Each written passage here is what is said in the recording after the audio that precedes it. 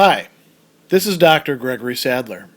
I'm a professor of philosophy and the president and founder of an educational consulting company called Reason.io, where we put philosophy into practice.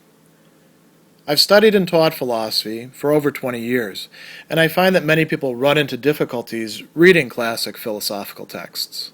Sometimes it's the way things are said or how the text is structured. But the concepts themselves are not always that complicated, and that's where I come in. To help students and lifelong learners, I've been producing longer lecture videos and posting them to YouTube. Many viewers say they find them useful. What you're currently watching is part of a new series of shorter videos, each of them focused on one core concept from an important philosophical text. I hope you find it useful as well. In Book 10 of the Republic, Plato is providing us with an argument why we should distrust the poets and their products, dramatic, epic, lyric poetry. You might say the cultural producers. And why is this? He's made several other arguments, and then at a certain point in the discussion, he makes one that has to do with the parts of the human soul. He's talked about this earlier in the Republic, beginning in particular in Book 2, but then discussing it in much more detail in Part 4. And the Platonic conception of the soul, or if you prefer, personality, is that there's really three main parts to it. One is the rational part, the logike in Greek, the part of us that engages in activities like reasoning, measuring, numbering, weighing, calculating.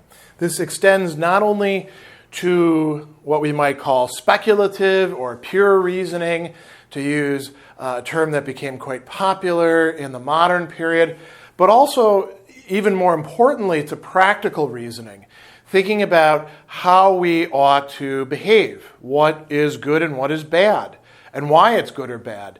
And if we have conflicts between more than one good, how to work out those conflicts, how to arrange goods in a sort of hierarchy or rank ordering. All of these matters fall under practical reasoning. And that's part of the activity of the rational part. This is also the part of us that has curiosity about the nature of the cosmos and how everything works, and uses our reason or our intellect to try to understand these matters. Plato thinks that every human being has this, although in many of us it may be short-circuited, it may be underdeveloped, it may be brought in only to be used by the other parts. It may be underutilized. So this is a very important part of us. This is the best part, Plato says, the highest part. It's the part that ought to be running the show. There are two other parts to the human soul. The spirited, or sometimes translated as passionate part. This is the part with which we get angry. It's the part that's concerned about honor or social status and approval. The Greek word for this is thumos. It is the part of us that gets riled up.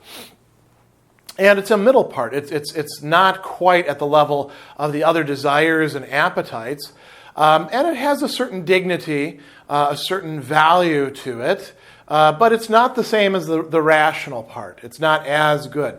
And then we have the appetitive part. This is the lower, baser part of our human nature, driven for desires for physical pleasures, such as those of eating, drinking, being intoxicated, having sex, all of those sorts of things. It's also the part of us that gets driven to try to acquire as much money as possible. Why? Because money is an instrument by which we can actually indulge those pleasures. Money is not pleasant in and of itself. I mean, if you do find money pleasant and you're passing up other pleasures, you've really got your priorities mixed up as far as Plato's concerned. But even if you're just saying, I just want to have a good time, that is merely indulging the lowest part of yourself. And so all three of these parts are important. And Plato says that they have different roles, and each of them has its own way of thinking about things. Each of them has its own distinct pleasures. So there's a pleasure in reasoning. There's a pleasure in social status. There's also physical pleasures in eating, drinking, having sex, laying around, all these other indulgent matters. So what is the importance of this in terms of poetry? Plato says, let's think about matters that can appear different to us, like the stick going into the water. We know that the stick is not bent, but if we trusted only our eyes, if we trusted the realm of sense, then we would say that the stick is bent when it's in the water and it's not bent when we take it out. There's a kind of contradiction there, or at least conflict between the two different appearances. However, if we're reasoning, or if we're actually using, Plato really likes these mathematical things of measuring, numbering, and weighing, or if we're engaged in calculation, then we can tell ourselves the stick is not bent. Similarly, to use another example, the sun is not about this big, it's gigantic, but our senses can't tell us that. Our senses can only tell us what they perceive. And our senses are quite often wrong about that. We can say similar things with our emotions and many of our desires, that they are contradictory. They don't remain constant. They give us mixed messages, you can say. So Plato says different parts of the soul do different things. Now, here's the fundamental question. Which parts of the soul does mimetic production, imitation, poetry, the other arts, what is it that they appeal to? Well, if we think about visual arts, it's very easy to say that. They appeal to this lower part of us. They're not engaged in calculation. As a matter of fact, they can depict things to us as very different than they are. Right? Think about painting and the effects that you can produce by monkeying around with perspective, right? Photoshop nowadays is a way in which we can do that as well. Or think about the effects that you can get with different lighting. Think about what you can do in movies or other narratives with the soundtrack.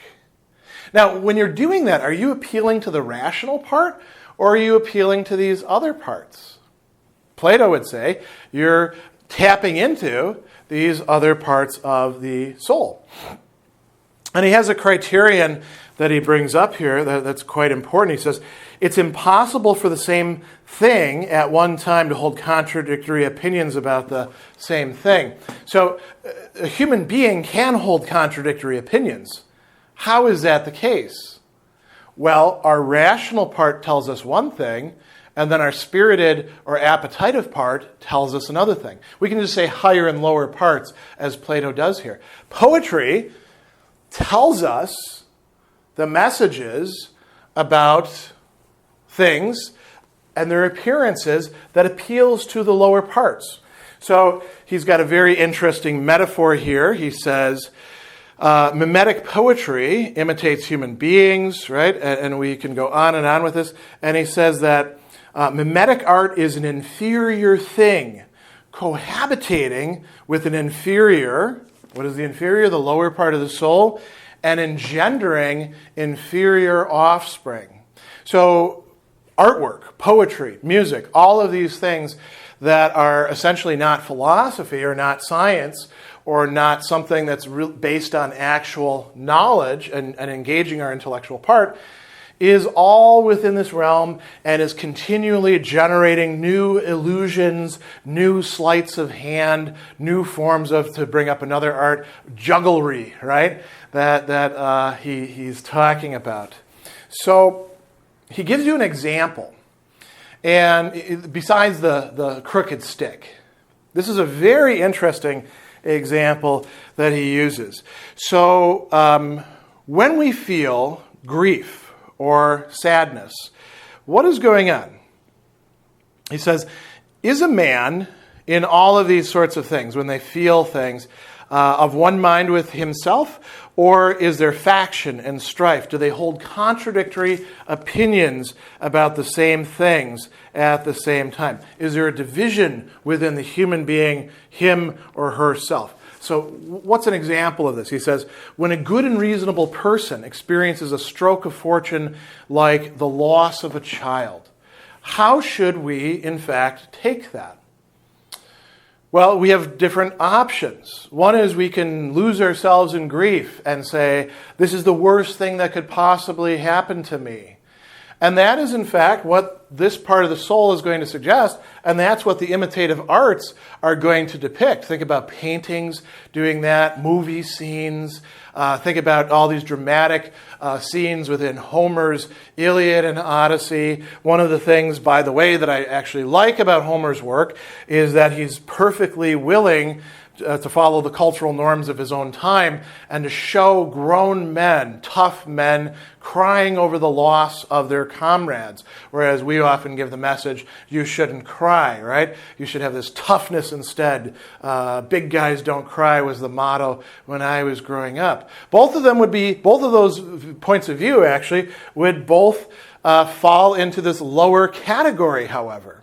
They can be in contradiction with each other because they're both wrong from Plato's perspective. Why?